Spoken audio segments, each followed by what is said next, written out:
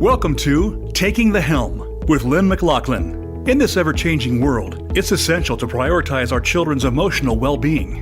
Lynn can show you how to learn and model healthy emotional habits for your loved ones and become a rock-solid support system for your family. Now, here's your host. Hello to each and every one of you as we continue to welcome experts in the field of children's emotional well-being. We appreciate you joining us today. Our last guest was Dr. Anna Esperham, a nationally recognized pediatrician who works with children and youth who have anxiety, ADHD, are sleep deprived, or have chronic pain. She walked us through how we can all use the technique of tapping to calm ourselves, acupuncture or acupressure, and yes, children can use self-hypnosis, the power of breathing, distracting techniques, and nutrition. We have so many concrete tips and tools packed into that hour. If you missed it, you can tune in anytime at your own convenience. Now, I am beyond excited. I actually had to look up some synonyms today. I am pumped up. I am worked up to be speaking with our guest today, Jodi Nolin. Thank you, Lynn. I am very, very excited to be here as well. Oh, wow. Let me start with your intro. Jodi's always been drawn to nature, wellness, travel, people, books, fitness, teaching, and learning about healthy living practices for all beings and our planet Earth. University courses such as Transpersonal Psychology, Introduction to Yoga were invaluable to her growth, expanded her mind and sensitivity, decreased stress, and increased feelings of calmness and happiness, something every single one of us long to have. These personal changes amazed Jodi and it inspired her to have a lifelong love of mindfulness with continued learning through mindful schools courses and personal reading. Jodi's an educator for over 25 years, now on a special assignment for student well-being, which continues to be an incredible and rewarding journey. Integrated mental health strategies are synonymous with the well-being of students and the school community. She's dedicated and committed to the social, emotional, and academic growth and development of all of our students. We have so much to talk about. Let's just jump right in, Jodi. All right. Thank you so much, Lynn. Now, what led you to the work that you're doing today to help educators cultivate that calm and focus within themselves and their students? So I think that I'm going to step back about 30 years. I was in my early 20s. And my own life, I'd gone through a lot of challenges and changes, and I didn't know my birth dad. My mom had a rough go, but she persevered through years of difficulty. She remarried, and then my stepdad passed away unexpectedly. She was only 26. I was 4.5 at the time. My brother was 11 months. Yes, and then she did remarry again. My brother and I were adopted by our third stepdad. And then when I was 15, they were in a head-on collision with a drunk driver. Again, our lives were thrown upside down.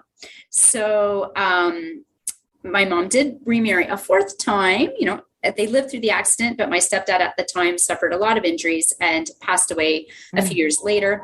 So there was a lot of changes, a lot of challenges in my life growing up, but I always felt like a really resilient person. I loved school. I excelled at school. I played sports. I had a great social network. I was a really happy person and proud of myself to be able to kind of go through these experiences and come out the other end okay. Then I was in university. I was about 22 years old, and I remember I was living on my own, working a couple jobs, and I was just starting to feel anxious and stressed all the time. And this was new to me. I remember specifically raising my hand in class to answer a question and having butterflies. And I thought, this is not okay.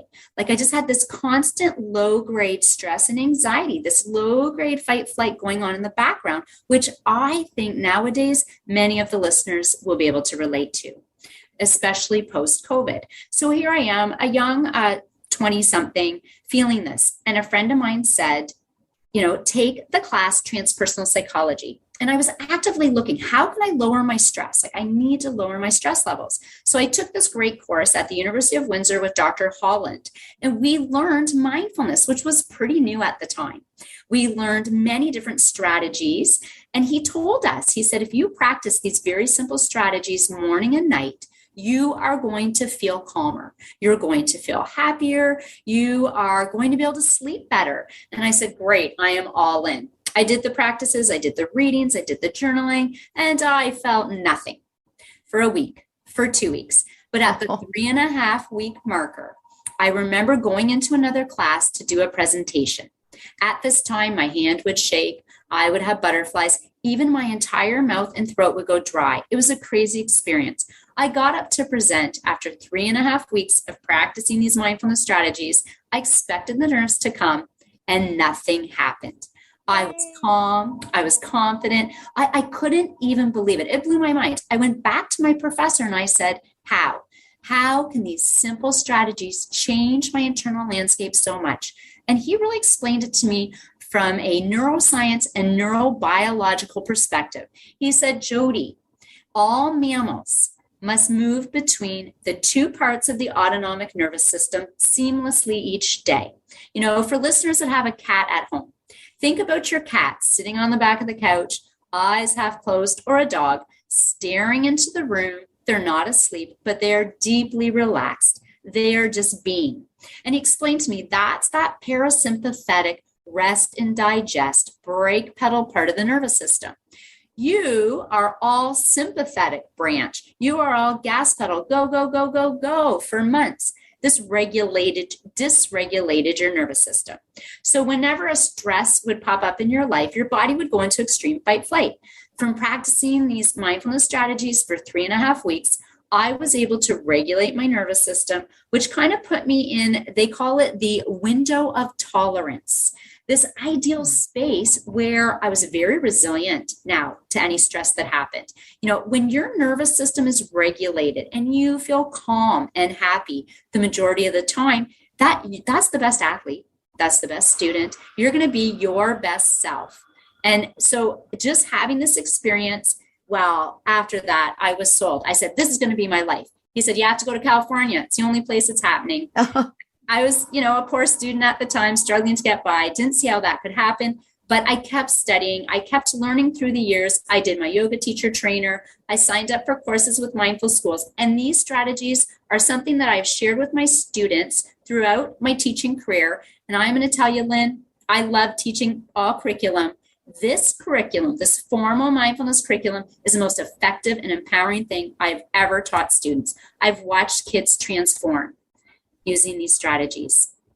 And I had the pleasure of seeing you as a teacher several years back in your classroom and was blown away at that time. I just want to take a step back because the trauma that you experienced as a child, Jodi, my goodness, thank you for exposing that becoming vulnerable with us. And then the test really that made you say, something's up. Let's jump into the research, Jodi. The pioneering work of Jon Kabat-Zinn is behind a lot of this, isn't it? 100%. So Jon Kabat-Zinn is a PhD professor of medicine at the University of Massachusetts Medical School, where he founded this world-renowned mindfulness-based stress reduction, MBSR for short. They have a clinic there. And this curriculum I'm using has come out of his work. And Jon did his doctoral work in molecular biology at MIT. He has authored 15 books, and they're in print in more than 45 languages now. His most recent is Mindfulness Meditation for Pain Relief, which just came out in April 2023. And he's the author of tons of research papers. He was very research driven. And what I learned early on was that he worked with patients with high anxiety that had suicidal tendencies. And he was very successful using Western medicine practices, but he would have a small group that relapsed. So he started bringing in kind of these practices from wisdom traditions globally. And what he did, though, he did it in a very secular way. He brought in some breathing. He brought in the present moment awareness. And he studied what is happening in the brain when we do this. And Lynn, we have 40 years of science now, brain science, on mindfulness, the neuroscience and learning. And what they found that with a mindfulness practice, it's associated with increased gray matter in the insula, which is a part of the brain that plays a big role in self-awareness, empathy, and emotions, the hippocampus, learning and memory. And this inhibits that fight or flight response, prefrontal cortex, which is responsible for our executive functioning, attention control, the part of the brain most associated with maturity, including regulating our emotions and behaviors and making decisions. So And what I love about this curriculum is we teach kids the brain science, like why you stress over what you're stressing over, why we think the way we think, why you can have a really great thing coming up and then you start to think of all the things that can go wrong, from like a perspective of we inherited these brains from our hunter-gatherer ancestors, right? The brain hasn't changed much, but society sure has changed. So when kids start to learn like how their brains work and why they work a certain way, and learn these simple strategies that can help alter our thinking and help us to feel calm and reduce that anxiety, it's just really, really empowering. Well, and it puts aside the, oh, something's wrong with me piece. They understand, right? It's so important. It's funny you say that, because many students, so I did our pilot project, as you know, this role is brand new with the school board. And I started last spring. From mid-April to mid-June, I shared the introduction to mindfulness lessons with over 3,000 students. And then, I put together, I said, we're going to do an 8-week pilot project. So the curriculum has 500 pages, 24 lessons, grades 6 to 12, 20 lessons, kindergarten to 5. I picked the core 8 lessons. And I would go into the classroom, teach a lesson, give the kids a strategy and a tool to practice for a week. And then I would go back the next week. How did it go? What was easy? What was challenging? What are we thinking? What are we feeling? New lesson, new brain science, new tool to use. And after the 8 weeks, so many students said, Miss, I'm just happy to know other people worry and stress the way I do, or it's not my fault that I focus on the negative stuff, that it's how my brain works, right? We talked about the negativity bias, and we can go into that, Lynn, if we visit that first lesson too today. Oh, we will in just a moment. So I looked at the curriculum and blow me away. Not only are there like virtual videos, there's a YouTube site, there's lesson plans, there's parent caregiver handouts for the grade 9 to 12 at least. When I think about K to 12, you're talking about age 5 all the way to 18, 19, in special education up to 21. How does the strategy change when you teach it to a 5-year-old as opposed to an 18-year-old? Well, when I go into a kindergarten room, we are going to do some movement with music, and we're going to do some breathing strategies. And we're going to keep it fun and simple and easy and relatable for that age group. And when you go into a grade 12 classroom, or when I'm working with adults, I'm going to really dive into the brain science. What's happening when we do this practice? How is this changing my brain? And why am I going to feel these benefits if I continue the practices? And also, what are the challenges and what might come up for me?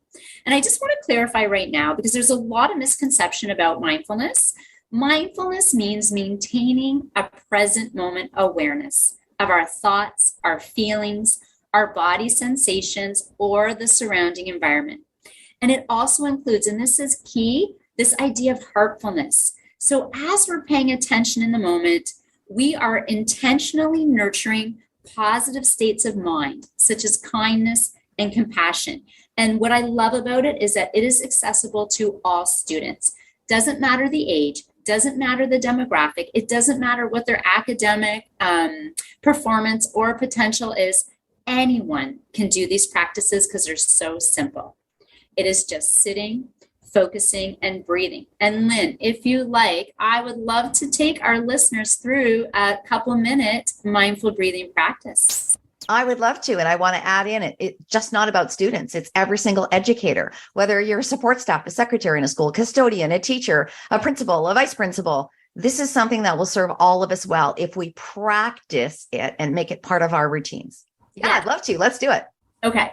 So we are going to move into just a little mindful breathing practice. So the first thing I want to tell our listeners is your body and your posture really matters. Paying attention is a physical task. So we want to sit upright, but not uptight. We want to relax the shoulders down, bring ease to the neck muscles, soften the face, and just bring your hand to your stomach. I'm going to ring a chime. I use this little tool with my students as well. As you bring your hand to your stomach, begin to notice the breath. As we inhale, we feel that stomach expand. As we exhale, we feel the stomach contract. Just take a deep breath in and out. And bring your hands up to your chest, to your lung area. And see if you can feel the chest gently rise and fall with the breath. The lungs are expanding and contracting with each inhale. And for some of us that might be struggling to feel our breath, to feel the air move in and out, it's normal. We're spending 90% of our days from the chin up, thinking. So we're going to bring our hand under our nose and just notice cool air goes in and warm air comes out. Our body warms the air as we breathe. And if you can feel your breath, you're going to take your hand away and you're just going to follow that air flowing in the nose, down the nasal passage, into the chest and belly. And just be aware of the sensation of breath and the body sitting there. You may have a lot of thoughts, and that's okay. That's normal. And we can imagine kind of highlighting those thoughts that are popping up. And I like to pretend to kind of put it on a shelf and tell myself, I'm going to think about that later. Nudge my attention back to my breathing. And we would do this for 2 or 3 minutes or as long as we need to start to feel a little bit calmer. Now, as we end this mindful breathing practice, I'm going to ring the chime again. Let's listen to the sound from the beginning all the way to the end. And when the sound stops, we'll gently blink our eyes open if they're closed or take the gaze up. And that is as simple as it is, Lynn. Oh, wow. I thought I was actually, I will disclose to everybody, I told Jodi before we were about to record that I think I had too much coffee today. But that certainly was very, very calming. And I have to tell you, I've practiced a lot of different breathing techniques, but I've never, ever had the one where you put your hand underneath your nose and feel the breath coming in and out. That is very powerful. Yeah, and I started doing that because as I go into classrooms, every room I'm in, some kids or grown-ups say, what are you talking about? I can't feel the air flowing in and out. And it just made me realize we're losing the mind-body connection. We're so cerebral. We're thinking. We're living literally from the chin up, looking outward on our phones and devices and so distracted that we forget to connect with the body. So as we move into our break, please stay with us. We're going to learn more from Jodi about why this is so powerful in classrooms for educators, for adults, for students, and move into a lesson called What's Your Superpower? We'll be right back.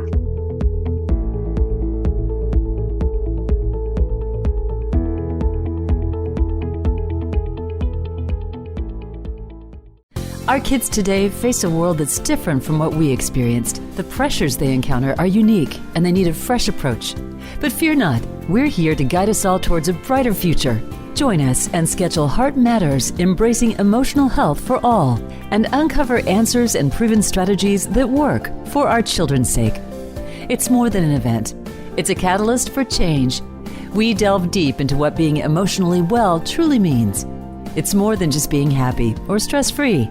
It's about developing resilience, empathy, self-awareness, and more. Discover how normalizing emotions and modeling for our children will empower us all to build healthy relationships. You'll have the opportunity to engage with renowned experts in mental health and education as they share their invaluable knowledge and practical insights. But that's not all. We'll provide you with a wealth of resources. Whether you're interested in scheduling an in-person or virtual event, Heart Matters is designed as an interactive session to accommodate the needs of your school or community. Let's shape a future where emotional well-being is prioritized and our children thrive in loving and supportive environments. Discover the answers and act now for our children's sake. Email Lynn at lynnmclaughlin.com to start the conversation. Receive your free proposal and book your date. Now, back to the show. And we're back from break with Jodi Nolin, who is on a special assignment for student well-being with the public school board, having over 35,000 students. And now we're going to jump in and talk about why this is so important to every educator, adults, and students. Jodi. Well-being is essential for optimal teaching and learning. And we know mental health impacts students' availability for learning in the classroom and engagement at school. So as an educator, we're not mental health experts, but we can help promote positive mental health. And Lynn, as you're saying, like many educators are experiencing this constant low-grade stress and anxiety on the daily. So these mindfulness practices and the social emotional learning, they're backed by science. They can really help us as educators, and they can really help to improve the overall mental health and well-being for our students. School mental health, as you're saying, is a fabulous resource. And the resource I often use too comes from Mindful Schools. That's the bulk of the curriculum I'm using for these formal lessons. But teachers and parents, even if you never teach your children these strategies, just learning them for yourself is going to have so many benefits. If I'm an educator and I'm calm and I'm grounded and I'm centered, when my kids come in as mammals, they're going to start to attenuate to my system. Wolves do it too. You know, if I'm calm and relaxed, they're going to start to feel more calm and ready to learn. We already did one mindfulness activity just before the break, but let's jump into a lesson. What's your superpower? Okay, so this is kind of just a fun thing I came up with because kids love superheroes and superpowers. But the first formal lesson on mindfulness is really an introduction to the practice of paying attention on purpose to the present moment. So we explore what it's like to pay attention and notice when our minds wander. We talk about our physical posture and how our bodies can help support us when we're paying attention, where we want to focus. You know, and I love this. So when I'm with high school students, I'll say, everybody freeze. Look at your posture right now, right? Are you laying on the desk? Or is your head down on your phone? What's happening? And even think to yourself, am I comfortable in my body, how I'm sitting? Now put everything away. We're going to sit upright, put those feet on the ground, take a deep breath in, look at me, and think about what I'm saying. Who feels like they're already paying better attention? The hands go up in the room. And I say, listen, mindfulness can help us with so many things, but I first want to explore why we might want to learn about mindfulness in the first place. Raise your hand if you've ever been reading a book. You get to the bottom of a page, you realize you haven't even read any of the words. Or you're doing your homework and you realize you just keep reading that same paragraph over and over. This is your mind wandering. Who has trouble sleeping at night? Because your mind is busy and the body's restless, right? Who has noticed your mind wandering in class? You're watching your teacher, you're engaged, it's a great lesson. Suddenly she calls on you or he calls on you and you realize, I'm looking out the window and I'm not focused, right? Who in the room has had a full argument in your head with someone who actually wasn't present? This is mind wandering. Or even before you get out of the shower, you think to yourself, did I shampoo my hair or not? Right? Or we're constantly refreshing those social media feeds the second after you put your phone down, thinking something new might be there. These are all examples of our minds wandering and getting distracted. We've all experienced how hard it can be to pay attention. Everything we're doing in society, being so busy in our day and overbooked. And then if you spend a couple hours on a screen, you're training your brain to jump around. We are literally training ourselves to have ADHD. And this is a real problem in our classrooms with learning today. But we know what it feels like to focus. And, you know, when I ask students, I want you to think of a time you're so focused, it's like you are in the zone. And they'll say, you know, the athletes right away will say, Miss, I feel like that when I'm in the net and that puck's coming at me. Like I am so focused. It is like time stands still. The artist, when I'm creating, when I'm painting, I feel that. The readers, when I'm reading a great book, you know, and then our nature lovers. And this is me when I'm in nature, when I'm with animals, I feel so present. And it is like, I'm just really, really focused in the moment. Great. And how do we feel when we're in those states? Well, we feel calm. We feel happy. We feel better. So mindfulness is the ability to pay attention to a task, to a conversation, to the environment. And it's a really important part of our lives. So fundamentally, we're going to learn how to pay attention. And as I set up for this first practice, this first lesson, we talk about what makes it so hard to pay attention, what kind of things pull our attention away from what we're doing, and why we're sometimes able to be super focused and enjoy what we're doing. Our minds can wander a lot, and it really is true. We haven't taught them how to rest and stay with one single thing, right? All that stuff we're doing is training them to jump around. There's an incredible research study from 2010, and this is in the Mindful Schools curriculum first lesson. They had 2,000 adults, and they gave them random notifications on their phone 10 times a day. Each time they got a notification, they had to answer 3 questions. What are you doing right now? How are you feeling right now? Are you thinking about the task at hand? So they're trying to assess mind wandering. What would be your guess, Lynn, for the percentage of time that people reported they were thinking of the thing they're doing? 10? I guess 20. Actually, it was 50% of the time. Oh, wow. Oh, yeah, it surprised me too. I thought this is great. But then I started to think, wait a minute, that's half our day, half our lives. Mm-hmm. We are not paying attention. We're not present with family and friends. We're not working on the things we need to do with integrity, right? And care. So the researchers actually they coined the term continuous partial attention, constantly dividing our attention instead of focusing on one thing at a time. So with mindfulness, we practice paying attention to one thing. This means we get a little better at paying attention. Each time you practice paying attention to something, your breath, sounds around you, sensations in your body, those neural networks in the brain responsible for paying attention get activated. And this is great. And what it means is the next time you need to pay attention to a friend's conversation, to your parents, to your teacher, those neurons are going to be able to fire a little bit faster. And you're going to develop that skill to pay attention. But remember the other question they asked these participants, how are you feeling right now? And this really struck me.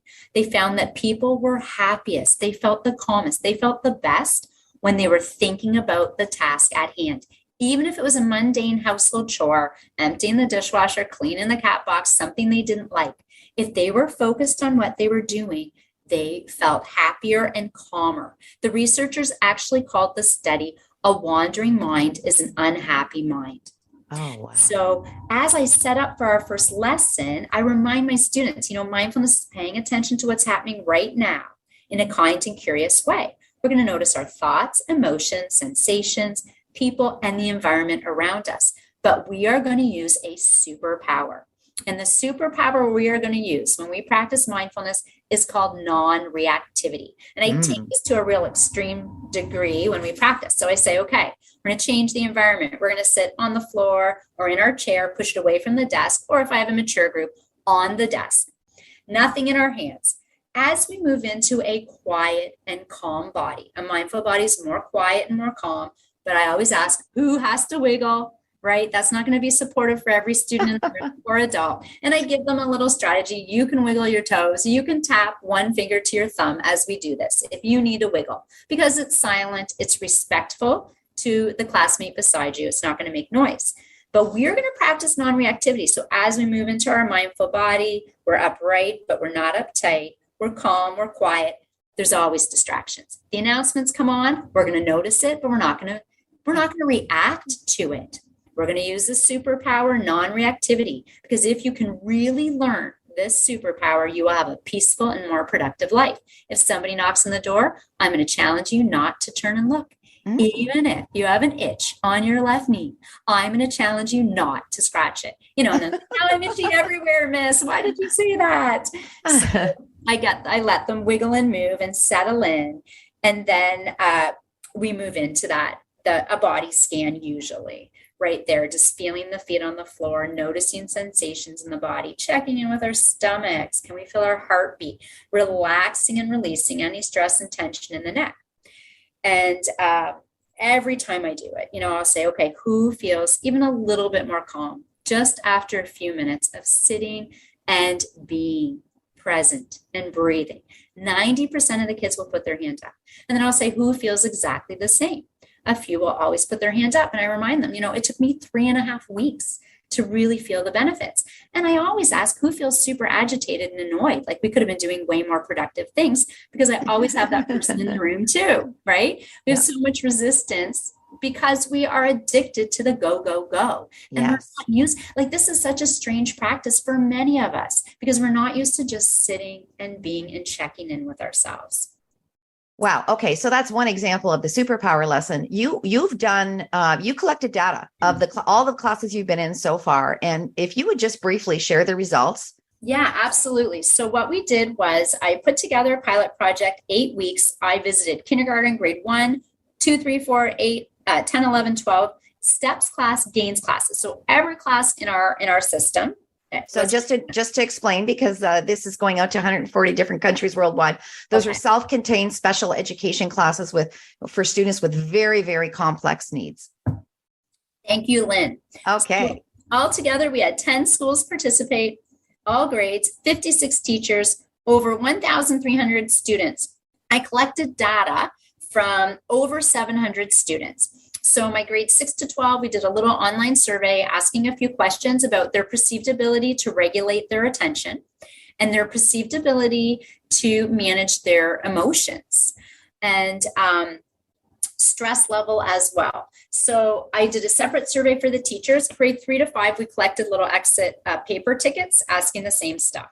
So my teachers in general, do you think mindfulness lessons, tools, practices help to decrease your personal overall daily stress and anxiety in the classroom? 95% of my 56 teachers said yes. They felt an overall reduction in personal stress.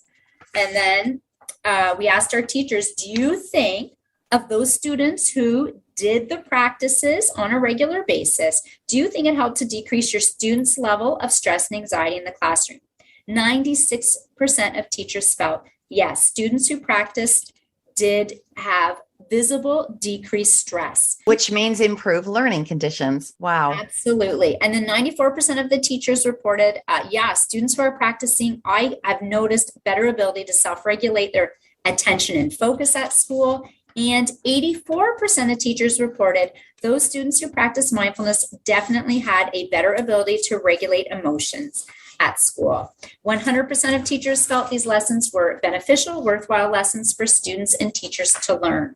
And when I turned to the student data, it was really great as well. I was so excited about this. And this mirrors what has been found in the last 40 years all through the States and in Canada as well.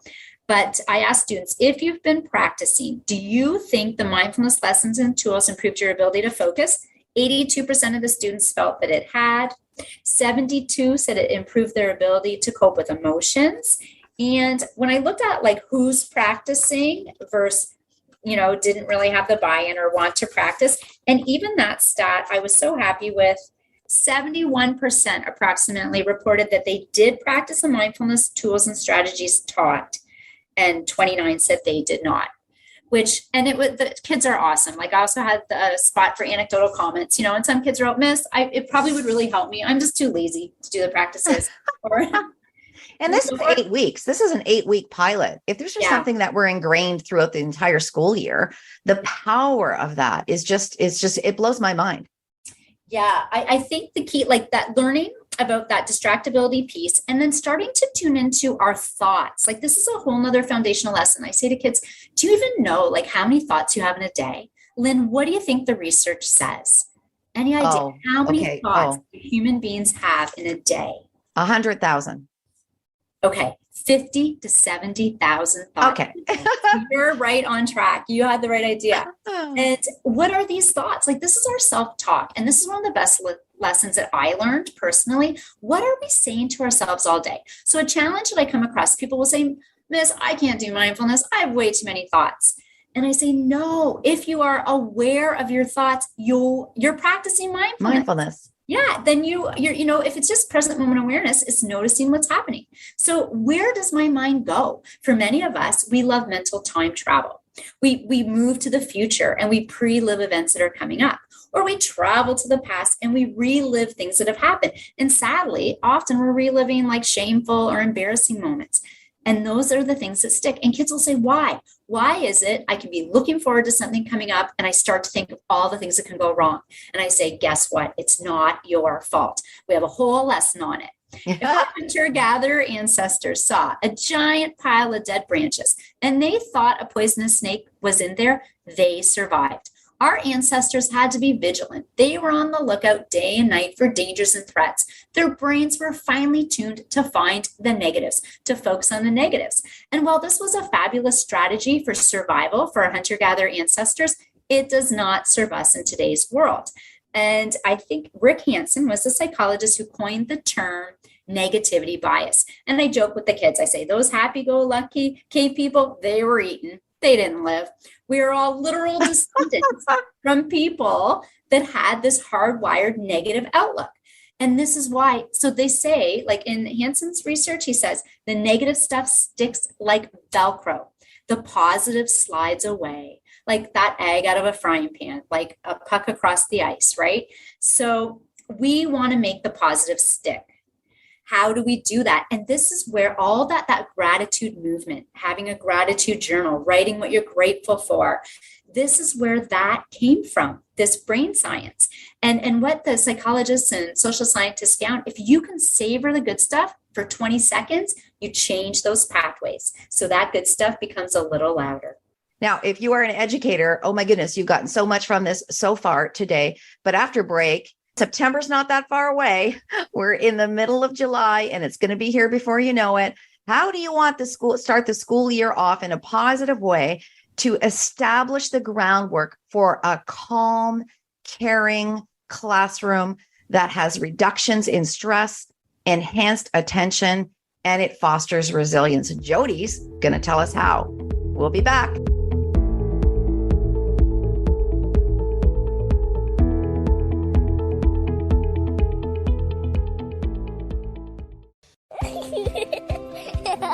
Our children are growing up in a world that is more complex than ever.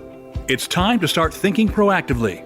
Meet Zirco and the children who glow in the color they are feeling because they haven't learned to control their emotions yet. In the Power of Thought Children's series, we're not only teaching children about emotional vocabulary, but how to recognize how they are feeling and what they can do about it. We live on an imaginary planet called Tezra, where every character is named after a crystal.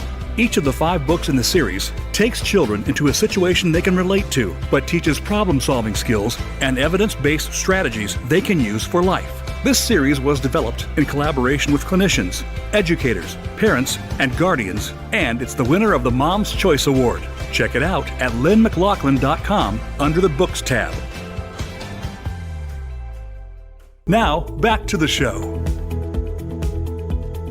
We are back with Jodi Nolin. We have learned so much so far. We've practiced a mindfulness activity, talked about a really critical lesson that she gives for students all the way from kindergarten to grade 8. What's your superpower?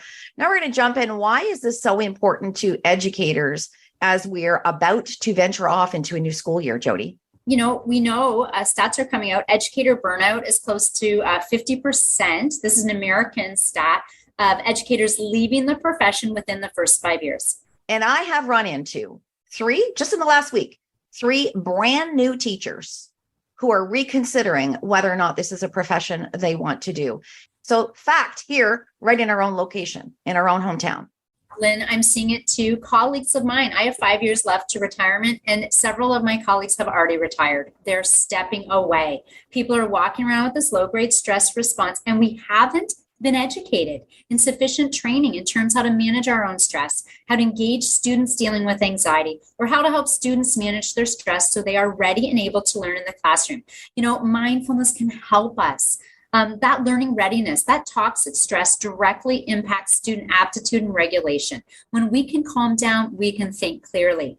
This reduced attention spans, the cultural forces, and dealing with the pandemic, and so many students staring at a screen, it is eroding our attentiveness. What are the benefits of mindfulness? The 3 main things: cognitive outcomes, better focus and concentration, social emotional skills, improved self-regulation, as well as compassionate attitudes and behavior, well-being, decreased stress and anxiety and depression. So educators, this is what I'm going to recommend. Learn it for yourself.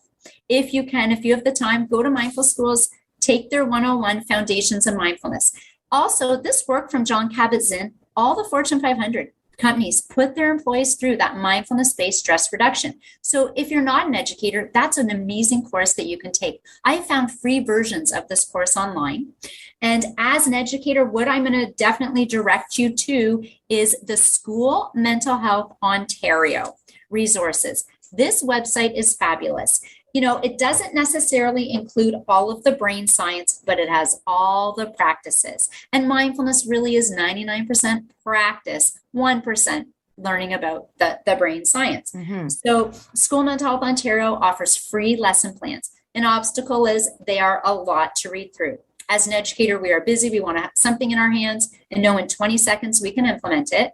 But I urge you, print off a lesson, sit at home over the summer, have your tea, sit by the pool, and read through one lesson. Lesson plans go from kindergarten up to grade 12. There are grab and go strategies. One thing I really love is the mood meter, because how do we expect students to regulate their emotion if they cannot even identify it? So greet those students at the door every day, welcome them, make them feel like you are excited to see them.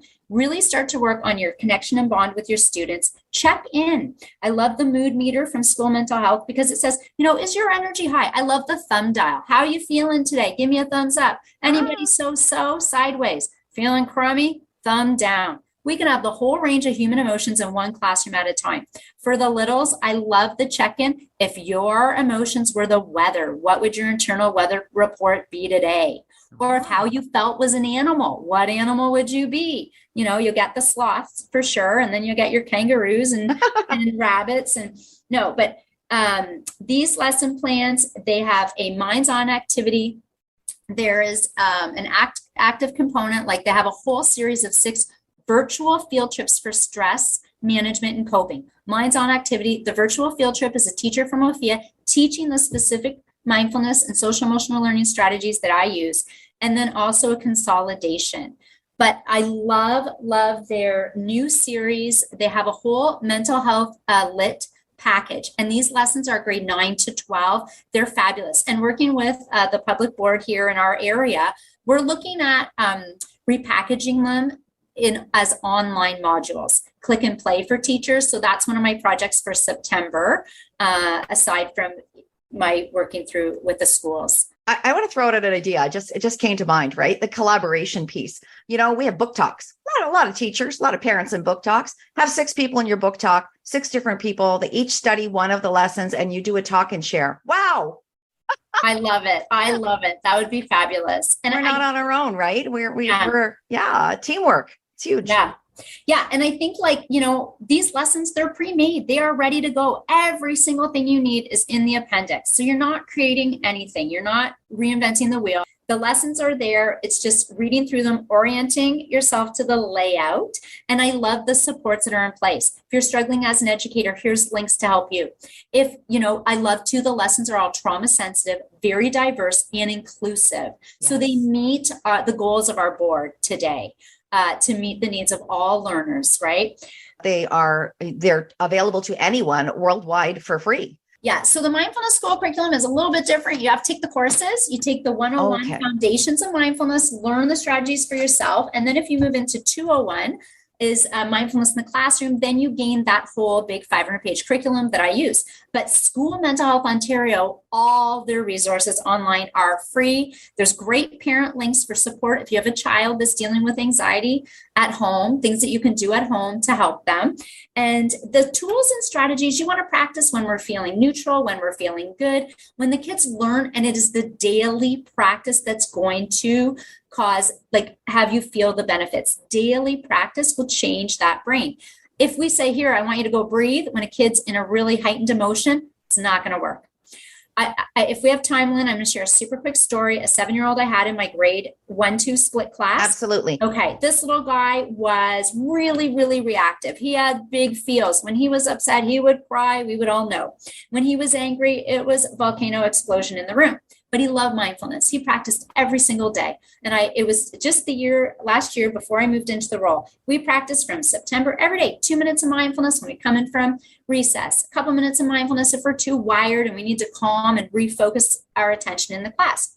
So, and the kids will tell me, Miss, I have to do mindfulness today. I missed the bus again. My mom was yelling at me and I'm not feeling good. All right, we're starting our day with mindfulness. They will guide you. They will tell you. I even have my students lead it. We write the script on the chart paper. They will say, mindful body's on.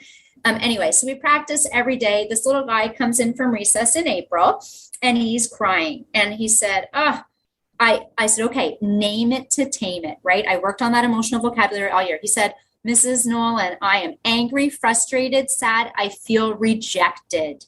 Okay, beautiful. What happened? He said, I was out at recess with my best friend playing soccer. Nobody pass the ball to me. I ran up and down the field the whole time. So he's really upset. I said, okay, what tool are you going to use? And every time we teach a tool, we post it on the bulletin board in a toolbox or in a mindful backpack, right? You can set up anything you want to do with your class. Let them choose. These are our tools to help us every day at school. So he said, I'm going to go deep belly breathe. Then we're going to talk to his best friend who he was playing soccer with, he was quite angry at, in the hallway to do reconciliation. I said, absolutely, we will. Go belly breathe. Calm your big wave of emotion. I'll connect with you. I got my class going with lit circles and doing our daily 5 activity, maybe 6 minutes. I circle back around to him and I said, okay, do you want me to pull your friend out? We'll have a little chat in the hall. And he said, nah. I said, what? He said, deep belly breathing, calm my emotion. I feel back to normal and I solve my problem. Next time I'm going to play with people who include me. I'm not going to waste my time running up and down the field.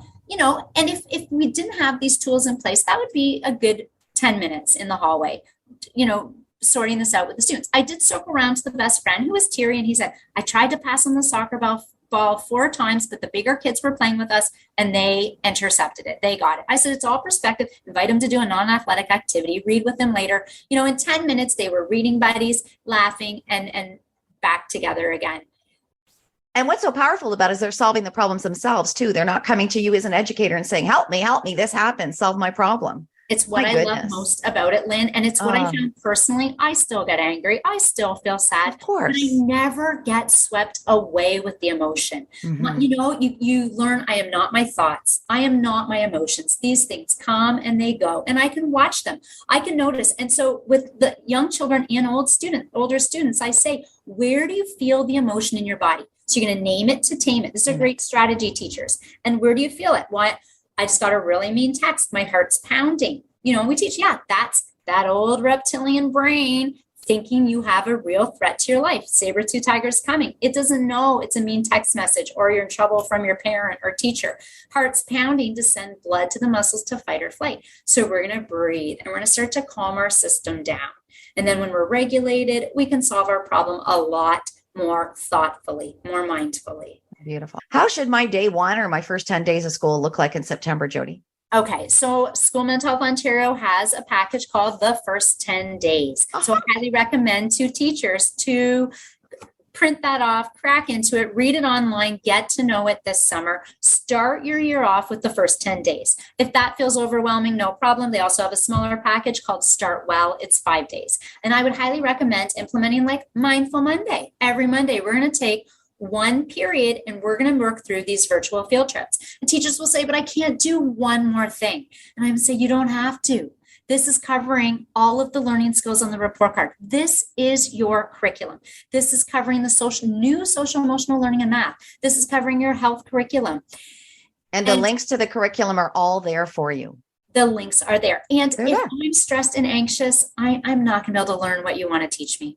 So help me to be learning ready. Let's focus on classroom community, inclusion, helping the kids to feel calm and happy at school, eager and ready to learn. Let's set that. And it's being proactive, right? You take that time in the first month of school, first 10 days of school, first month of school, what it's going to look like.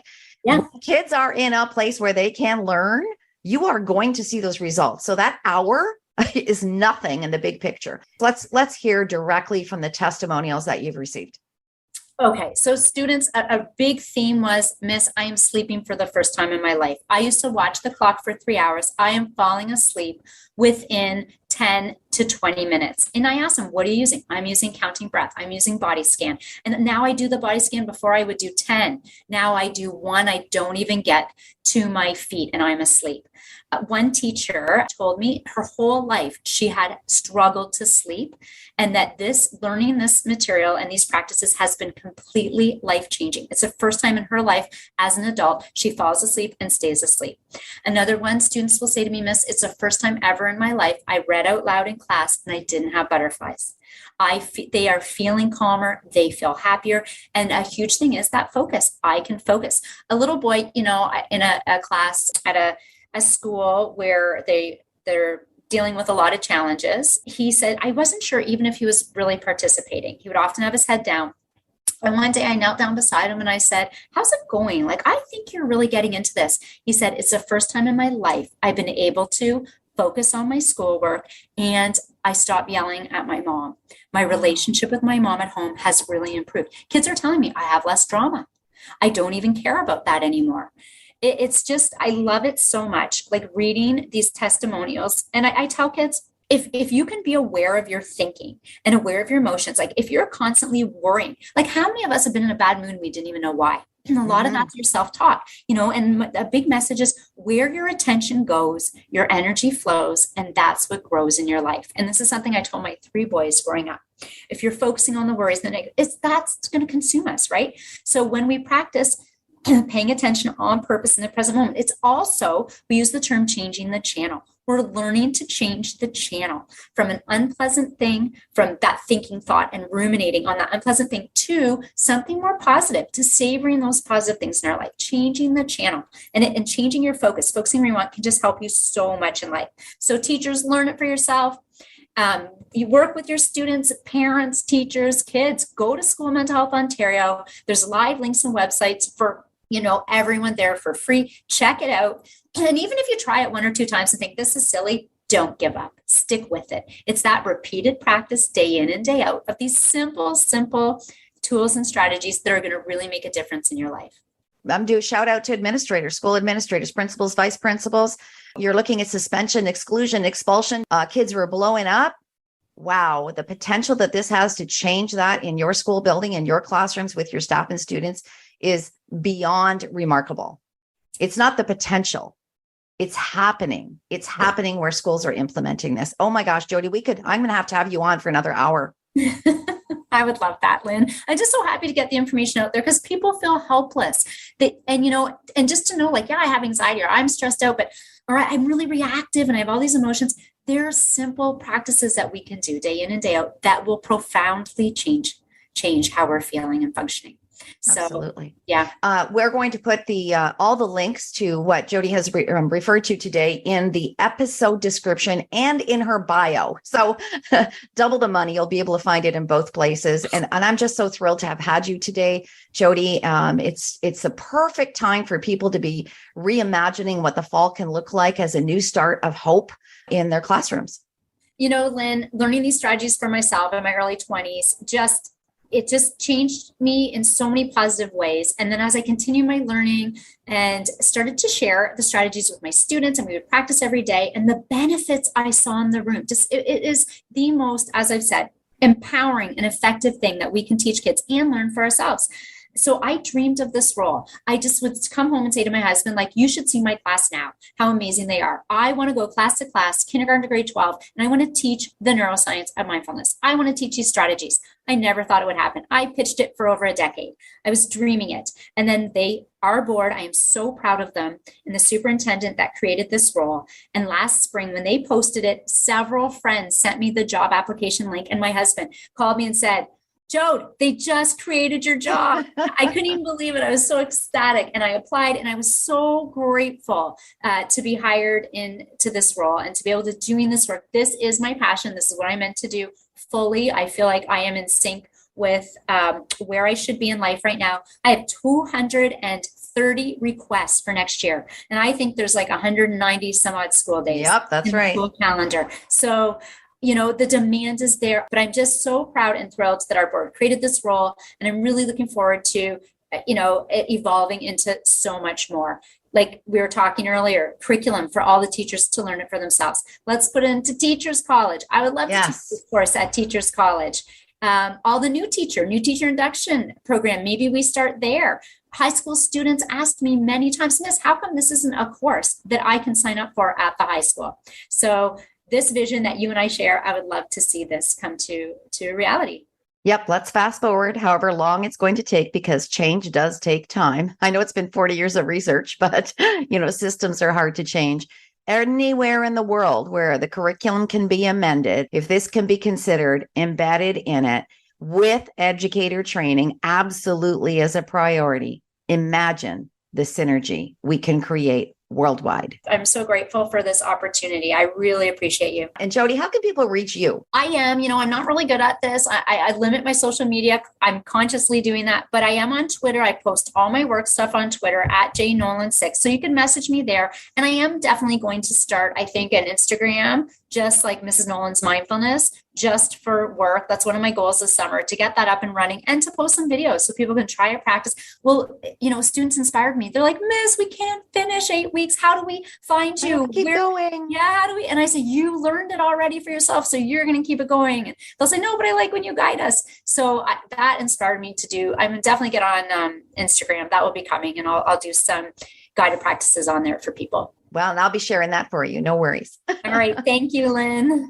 All right. Well, next week, Melissa Lyons is going to be joining us. We've all researched nutrition when it comes to our physical needs. Melissa is an award-winning author, speaker, entrepreneur with a specialty in thought nutrition. It's all connected. Let's check our compass and learn what we need to as we empower our children to face the ups and downs of life, which will surely come. Have a wonderful week, everyone. Thanks for tuning into today's episode of Taking the Helm. We hope that Lynn and her guests have provided valuable insights on how to create a safe, emotional space for your children that empowers them to be their best selves. Until we talk again, have a wonderful week.